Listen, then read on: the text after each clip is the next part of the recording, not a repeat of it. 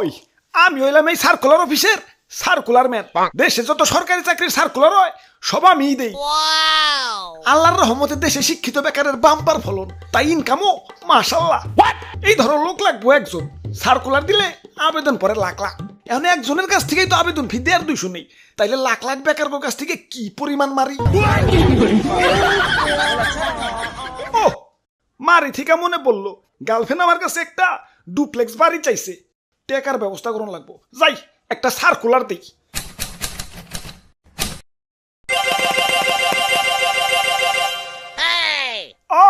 টেকাই টেকা না, এত অল্পতে খুশি হইলেব না, কাস্টমার আরো বাড়াই তৈব।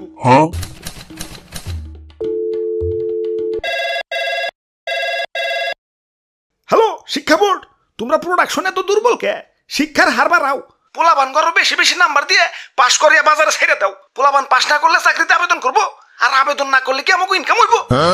গতবার 23% ফেল দিছো, এই 23% ফেল মানে কি জানো? 23% কাস্টমার হারানো। বাড়াও, পাশের হার বাড়াও। ইয়ে স্যার, সবাই রে পাশ দিলে তো পোলাপান শুধু নামে শিক্ষিত হইব, কাজে তো শিক্ষিত হইব না। কাজে তো শিক্ষিত বানান যাব না, নামে শিক্ষিত বানাই তৈব। কাজে শিক্ষিত হইলে তো ওরা ব্যবসা বাণিজ্য করে বড় বড় মিল ফ্যাক্টরি খাড়া করে ফেলাইব। পরে ওরা নিজেরা তো জব অ্যাপ্লাই করবোই না, অন্যদের অ্যাপ্লাই করতে দিব না, নিজেরাই চাকরিতে নিয়ে নিব।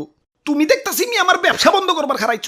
তোমার শিক্ষা বোর্ডে ভয় চেকারায় পোলাপান গো এমন ভাবে শিক্ষিত বানাই তৈব যাতে ওরা সরকারি চাকরির আবেদনের যোগ্যতা ছাড়া আর কোনো কিছুর যোগ্যতা না থাকে। আমাদের এমন এমন গোল্ডেন কাস্টমার দরকার যারা কিনা 30-32 বছর বয়স পর্যন্ত নিরলস ভাবে জব অ্যাপ্লাই করে আমাদের উন্নয়ন ঘটাবে। স্যার, এমন গোল্ডেন কাস্টমার পাওয়া কি এত সম্ভব? সম্ভব, শুধু সরকারি চাকরির ব্র্যান্ড ভ্যালু বাড়াই তৈব।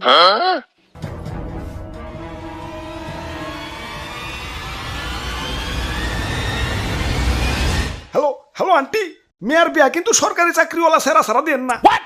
আর প্রতিবেশীকে কয়ে দেন সরকারি চাকরি ইজ গ্রেটার দেন কোটি টাকার ব্যবসা।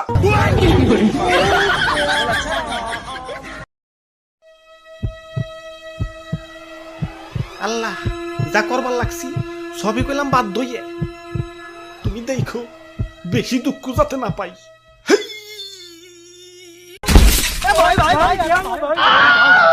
ওরে বাপুরে, ইয়া মাজাটা মোর ট্রেনাতে নইয়া গেলে। ধরুমিয়া দেখ খেলা দিতে পারেন না, নিজে তো মরবেনি, লগে কি আমাকে নিয়ে মরবেন নাকি? ধুর, কিছুই তৈল না, আবার সেই সিঁড়ি বাইবে ছাদে উঠন লাগবে। ওরে বাপুরে, ইয়া তুমি মরতে চাও কেন? আরে দাদু মরবার চা মুকেলা, মরবার না, পঙ্গু এবার চাই। পঙ্গু কাকা কেন কেন? আর দুঃখের কথা কি কমু, 2020 সালে বিয়ে পাশ করছি। এখন পাস যখন করছি চাকরি করা তো বাধ্যতামূলক, নইলে পাড়া প্রতিবেশী আর আত্মীয় স্বজন তো আছেই সিসি করার লাগে। তাই তো হনেতে শুরু করে এখন পর্যন্ত সরকারি চাকরিতে যতগুলা সার্কুলার দিছে সবগুলাতেই অ্যাপ্লাই করছি। এখন অ্যাপ্লাইয়ের যে খরচ বুঝই তো, অ্যাপ্লাই প্রতি 150-200 টাকা। এখন অ্যাপ্লাইয়ের খরচ না হয় বাদ দিলাম, মাগার এই চাকরির পরীক্ষা গিলা যে হয় সিট পরে কোনে জানো?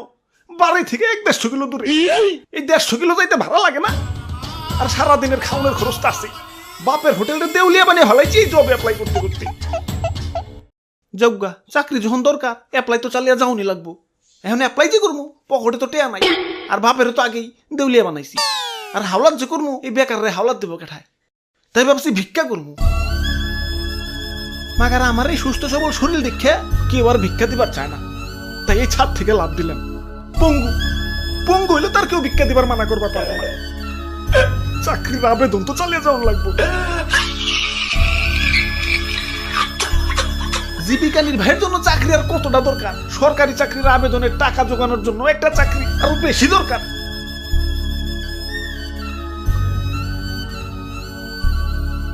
ওরে বাপুরে, এসব বাদ দেও। ইয়া তুই আর ছাত্র না হইলে ইয়া জব অ্যাপ্লাই করা বাদ দেও। আমিও বয়সকালে না বুঝা অনেক টিয়া ফুরাইছি। ইয়া তোমার দাদির পিছনেও তো এত টিয়া ফুরাই নাই। ইয়া যত টিয়া না ফুরাইছি জবে অ্যাপ্লাই কইরা কইরে। তা তো বাদ যে দিবার কও, তা নিজেরা না তুই খারি মনে হয়। তুই খার ছাত্র না হইলে কি আর বিয়ে পাস করি? ওরে বাপুরে, এই ওভার কনফিডেন্সের কারণেই তো বাপেরে দিয়ে উলিয়া বানাইছো। এই অ্যাপ্লাইয়ের পিছনে যত অর্থ আর সময় ব্যয় করছো, এগুলা যদি অন্য কোনো কাজে ব্যয় করতা, এতদিনে তো বিজনেস ম্যাগনেট হয়ে যাইতে। ঠিক কইছো দাদু, আর আমি যে কয়টা ফুরাইছি সেই টাকা দিয়ে আইফোন কিনা পারতাম। ওই আইফোন দিয়ে যদি টিকটকও করতাম এতদিনে সেলিব্রিটি হইয়া প্রিন্স কার সেলুন খোলা পারতাম।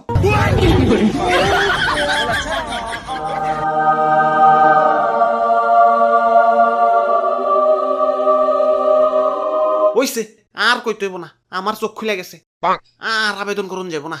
তাইলে চলো সার্কুলার অফিসে, আজ পর্যন্ত যত আবেদন করছি সব টাকা ফেরত নিয়ে আহি। ঠিক কইছো দাদু, পরে তিনজনে মিলে এটা ব্যবসাদার করান যাইব। ওই সার্কুলার দিয়া তো ইনকাম ভালোই করতাছি, কিন্তু এতটা রাহুম কনে? ব্যাংকে রাহুম না, ব্যাংকে মনে হয় জায়গা হইব না। ওরে বাপুরে, আমগো টাকা আমগো ফেরত দেও। কিসের টাকা? এতদিন যে চাকরিতে আবেদন করছি ওই টাকা। আবেদন করছো ভালো কথা, যাও পরীক্ষা দাও গা। বাবা পরীক্ষা তো দিছি, তাইলে তো আরো ভালো কথা, যাও রেজাল্টের জন্য অপেক্ষা করো গা। রেজাল্টও দিছে কিন্তু চাকরি পাই নাই, তাইলে আর কি টাকা মায়ের। মায়ের মানে আমগো টাকার হিসাব চাই। ওই তোমাকে পরীক্ষা নিতে খরচ হয় না, নিজের টাকাতে তোমাকে পরীক্ষা নিবো নাকি? যাও যাও বাড়ি যাও।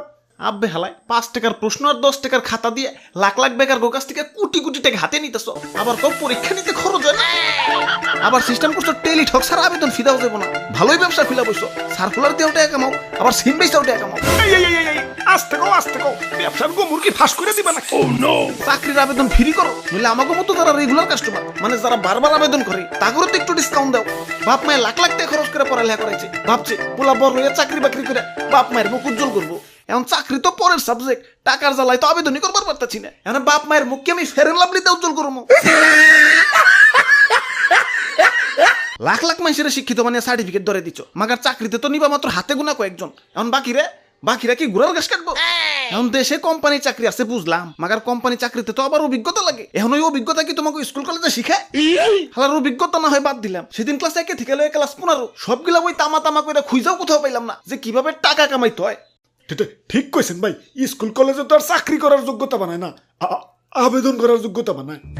বহুত হইছে, আর আবেদন করুম না, দাও আমগো ফেরত দাও। কেন আর আবেদন করবো না কেন? দরকার বললে ব্যাংক লোন নেও, তোমার বয়স তো আছে, বাপ মায়ের মুখ উজ্জ্বল করার তো চান্স আছেই। 30 বছর পর্যন্ত জবে অ্যাপ্লাই করতে থাকো না, দেখই না কি হয়। ওরে বাপুরে, ওই আশায় থাকতে থাকতেই তো আমি মুরব্বী হয়ে গেছি। জীবনে না পাইলাম চাকরি, না পাইলাম সুকরি। 30-এর পর গিয়ে কি আর বিয়ের শখ থাকে? ঠিক কইছো দাদু। ওই তোমাকে আবুল তাবুল কথা শোনার আমার টাইম নাই, তোমরা যাও, আমার বহুত কাম আছে। আমার আবার চাকরির আবেদনের বয়স বাড়িয়ে আমার ডেট ওভার কাস্টমার আবার বেকান্ত হইব। তোমাকে মতো বেকার হয়ে থাকলে হইব না, ইনকাম বাড়াইতে হইব। চাকরির আবেদনের বয়স বাড়িয়ে আমার ডেট ওভার কাস্টমার আবার বেকান্ত হইব। ওরে বাপুরে, আমারে 2টা ভিক্ষা দেও। আরে দাদু এটা কি করলা বাবা, পাও বাংলাকে ইয়া শুনো নাই নাকি চাকরিতে আবার বয়স বাড়াইতেছে? কথা না কইয়া ইয়া ভিক্ষা দেও, আমার আবার আবেদন করুন লাগবো।